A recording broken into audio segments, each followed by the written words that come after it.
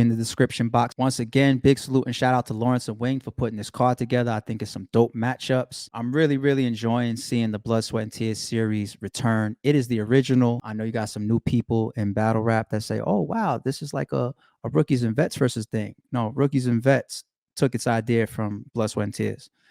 RBE is the original with this type of series where we shift the tiering. It opened up a lot of new matchups. It made it comfortable for vets to take these type of matchups.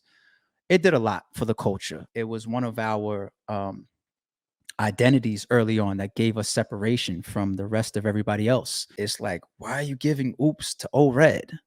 Oops, we don't even know who he is barely. And then you click play on the battle and it's a classic.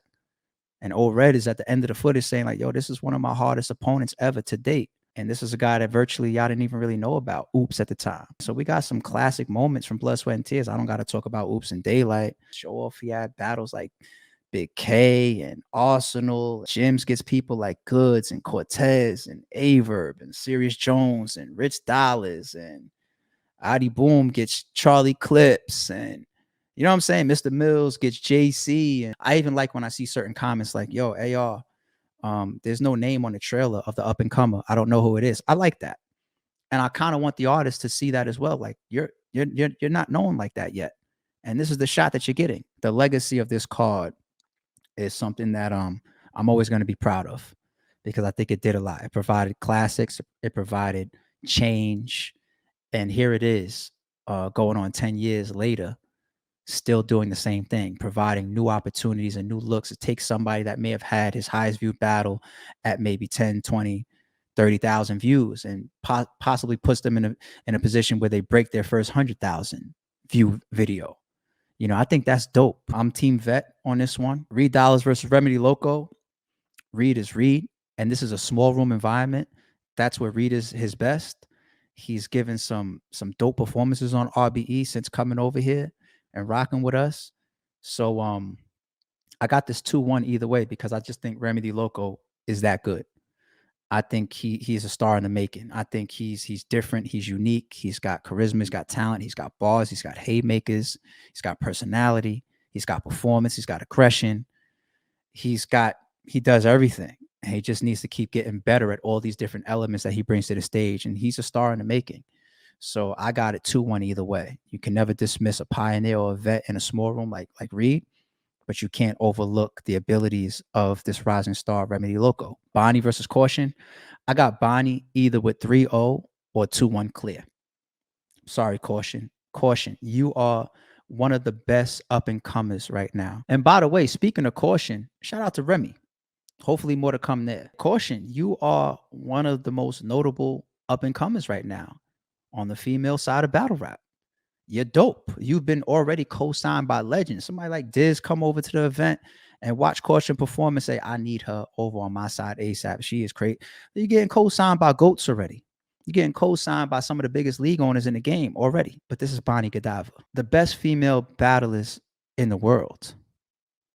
She's in that room. She put Averb on World Star on our platform. She had Body of the Night on a card that featured Charlie Clips and Big K and Clean Paper and Ill Will and Danger Zone and B Magic. On that card, Lift Is Soul Reloaded, she had performance in Body of the Night. Bonnie's going to teach you a lesson, and you're going to get better from it. You're going to learn from it. Swave versus Zay. This is like a perfect moment for Swave to do what Swave does. Swave will talk to you, man. Swave would take a young nigga and put him in his place. And Zay's one of those young up-and-comers. But I also just saw Zay stand in front of one of the best recent show-offs. Go check that out if you haven't seen it. Zay brings a lot to that stage. And that performance alone right there showed me like, yeah, he's ready to be super tested. Swave is an OG. Like, he tests a lot of people. And if you get all 3 rounds of an A+ Swave, then he's capable of getting anybody out of there. It's Swave. But I see it in Zay. I see that ability there. I see that talent there. 2-1 either way. Showoff versus Jay Breed. I feel similar to Caution versus Bonnie.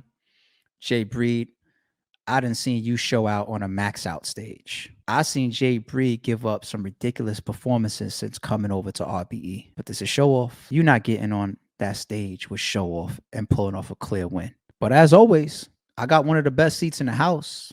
I'm always down to be proven wrong. And damn, I don't know when this video is going to come out. So part of me doesn't want to say the rest of the card yet and spoil the actual trailer releases. I'll give slight spoilers. Jay Murda is Jay Murda. So if you're going to be standing in front of him, be ready for the pressure. I got Jay Murda winning his battle. I got Pain 2-1 in his battle. Craig, you got to have your A game or else your opponent is going to get you out of there. A game, JC type performance, Craig Lamar, or your opponent is going to use you as a stepping stone. So I got the vets fucking up the bricks all October 29th, but we're going to see. I'm going to be there.